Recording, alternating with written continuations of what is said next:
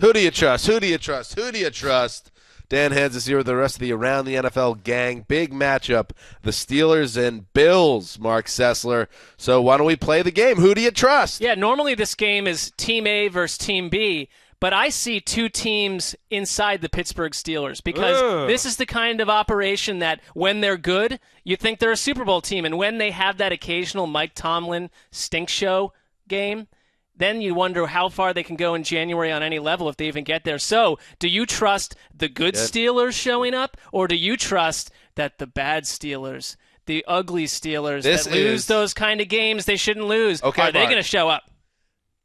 So it's not Team A versus Team B. It's Team J plus H against Team B. Jekyll and Hyde is what you're saying. Exactly. Nailed it. Home run, home run, home run. Exactly.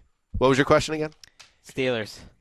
Good or bad Steelers show up. I think the good Steelers show up. You know, the bad Steelers only show up when they're playing a lousy team, and maybe the game doesn't mean that much. This Bills team is still in the playoff mix, and I kind of like what I've seen out of Ben Roethlisberger lately, because it's like this boring Ben Roethlisberger. He, instead of the wild ups and the big time downs, he's just been nice middle of the road Ben. Bills are going to be feisty in this game, Wes. I got a feeling. The Steelers, I don't think they'll lay an egg, but this is going to be a big battle between two teams that want that playoff spot.